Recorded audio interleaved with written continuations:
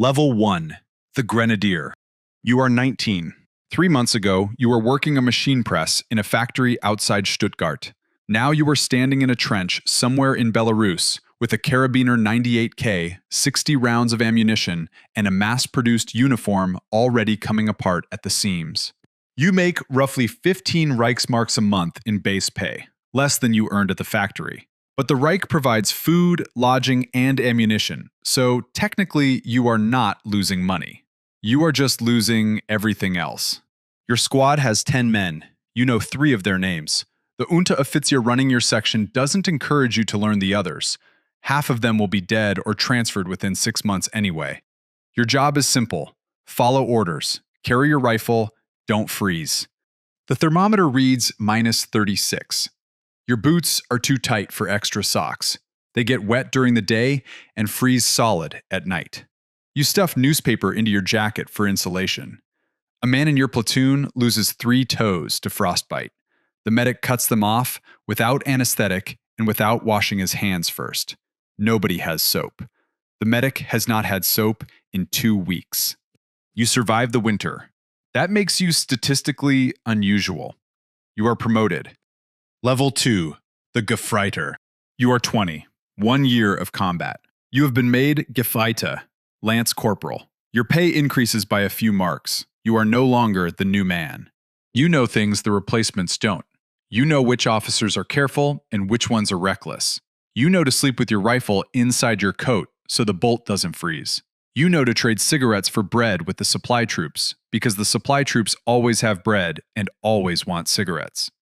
The replacements look at you like you know something. You do. You know that approximately 80% of German combat deaths in this war happen on this front. You know that every friendship you form here is temporary. You have stopped forming them. The Hauptmann writes letters to families back home. He has been writing them for 11 months. He is running out of ways to say "died bravely" that don't sound like the lie they are. You watch him stare at blank paper for minutes at a time. You keep your head down, you follow orders, you survive another year. You are promoted again. Level 3. The Unteroffizier. You are 21. You are now a squad leader. 10 men depend on your decisions. The Wehrmacht trains its NCOs to think independently. They call it Auftragstaktik, mission-type tactics. They tell you the objective and the resources. They do not tell you how. You decide how. This is doctrine. This is also the reason German NCOs at every level make better decisions faster than their counterparts in most other armies. It is also the reason you are personally responsible when those decisions kill the men beneath you. You make perhaps 45 Reichsmarks in base combat pay. You are responsible for keeping 10 men alive in a war that has already consumed more than 1 million Germans. The new conscripts arriving from the Reich are weaker than the ones who came before, worse nutrition at home, training cut from 16 weeks to 8. They don't know how to dig a proper trench. They don't know to check their weapons for ice every morning. You teach them. Several of them die anyway, having learned everything correctly. You write letters for the men who cannot write. You divide rations when there aren't enough. You decide who goes on the dangerous patrol and who stays back. Behind a barn in Ukraine, the field gendarmerie hands you a pistol and a man who tried to walk away from the war. You do not hesitate. The Wehrmacht shot 15,000 of its own soldiers during this war. Hesitation puts you in that number. You do not hesitate. You do not sleep well after, but you survive. You are promoted. Level 4. The Feldwebel. You are 23, platoon sergeant, 50 men. They call you Spieß behind your back, the mother hen. It is not a compliment. It is not an insult either. It is simply what you are. You run everything the lieutenant is too young or too inexperienced to run. Training, discipline, rations, pay, punishment records, leave requests. When men die, you collect their Soldbuch and their half of their identification tag. You keep the records. You write the letters. You have written 47 letters in the last year. You have stopped counting. In most armies, lieutenants command platoons. In the Wehrmacht, 2 out of 3 platoons are led by NCOs like you. Not because the doctrine prefers it, because there are not enough officers left. They keep dying. The Eastern Front consumes them faster than the training schools produce them. The lieutenant commanding the platoon on your left flank is 19 years old. He has held his commission for 6 weeks. He looks to you constantly, silently, for guidance on decisions that are technically his to make. You give it.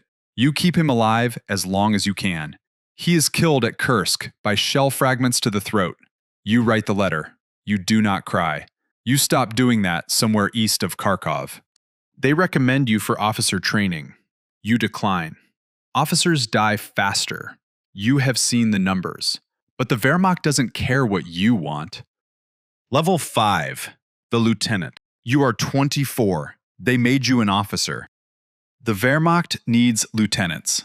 The Eastern Front burns through them like ammunition. Officer candidates once needed the Abitur, the school-leaving certificate, and months of formal training. By 1943, the requirement is essentially this: a functioning body and what the Reich calls a National Socialist attitude, the willingness to die with conviction.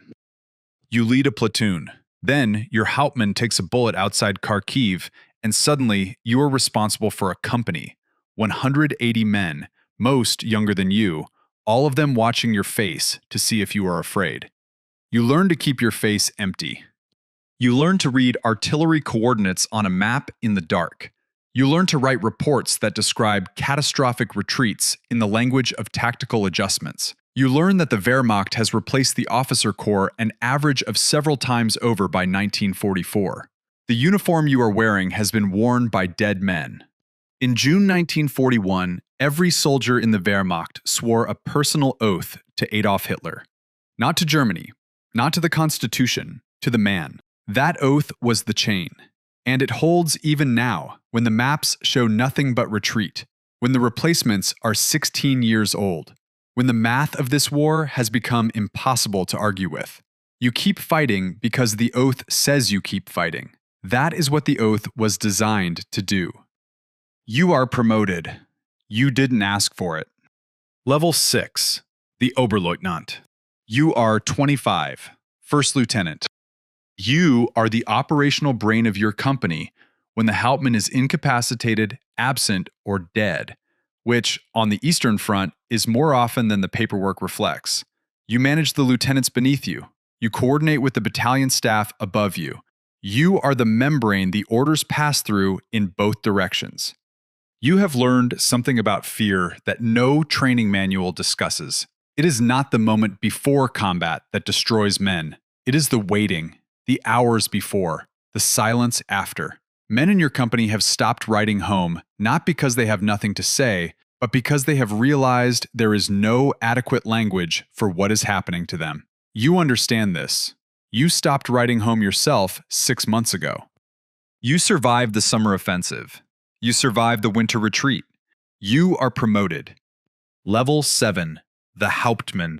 You are 26. Company commander. 180 men. You are the highest-ranking officer most of your men will ever personally know. You share their rations. You sleep in the same dirt. The Wehrmacht does this deliberately, builds loyalty through shared hardship. Officers and enlisted men eat identical food. You fight together, you suffer together, and when necessary, you die together. The doctrine calls it leadership by example. The men call it the reason they are still following you. Your company was formed with 200 men.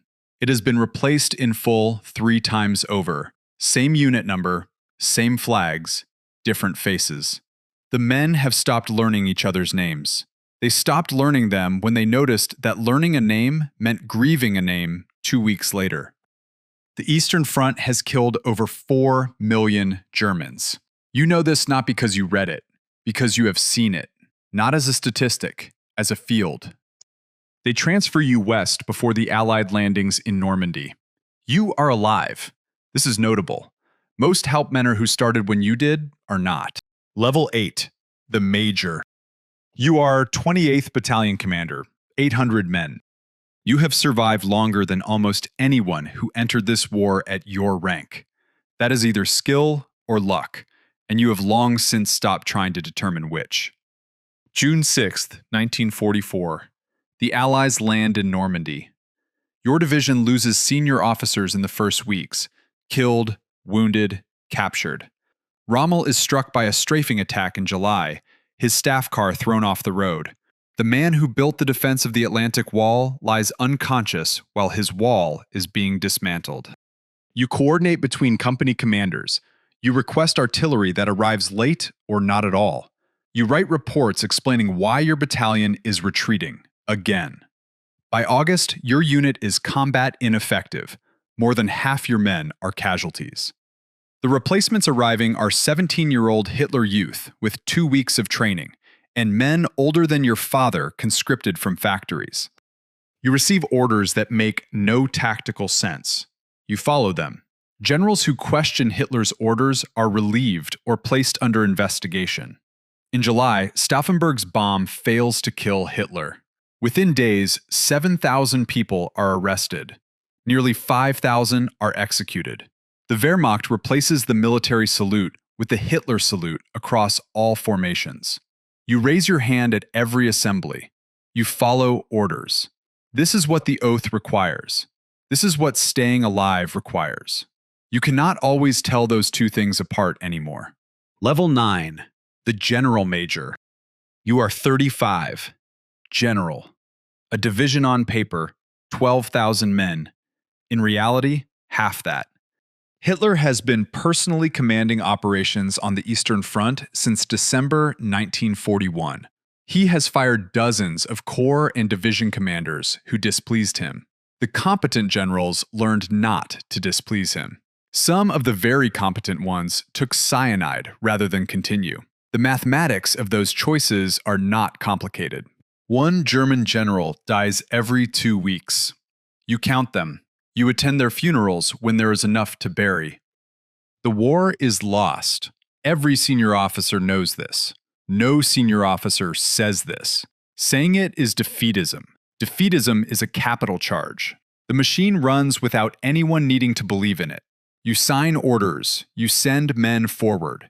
You have not slept more than 4 hours consecutively in 14 months. There are 19 Generalfeldmarschälle in the history of the Wehrmacht. You will never be one of them. Most of them wish they had never been one of them either. Level 10. The Surrender. May 8th, 1945. Total German military dead, 5.3 million, according to the most thorough post-war accounting. 4 million on the Eastern Front alone. 63% of all German military deaths occurred in the final 16 months of the war. The last year of a war you lost burned through your army faster than all the years before it combined. The Soviets hold over 3 million German prisoners. The last of them do not come home until 1956, 11 years after the surrender. Some of them were 19-year-old grenadiers who did nothing except what they were told to do from the moment they arrived until the moment they were taken. They wanted to survive. The war was not interested in what they wanted. The oath you swore to Hitler dissolves with him in a bunker beneath Berlin. The uniform comes off. The Wehrmacht ceases to exist. The ranks, Grenadier, Gefreiter, Unteroffizier, Feldwebel, Leutnant, Hauptmann, Major, Generalmajor, are made illegal under Allied occupation law. But it doesn't end. The men who made it home find a country that cannot decide whether they are heroes or criminals, or simply the people left over after a catastrophe. There is no clean answer. There is no ceremony that makes the arithmetic bearable. There are just the living, trying to find a language for what happened to them in a country that no longer officially exists in the shape it had when they left. Somewhere in Stuttgart, a machine press is waiting. Nobody is operating it. The factory was bombed in 1944. Everything you came from is rubble now. The boy who stood in the trench in Belarus with newspaper in his jacket and ice on his rifle was 19 years old. He was not thinking about history. He was thinking about his feet. He was right to think about his feet. Nothing he thought about would save him. But at least his feet were real.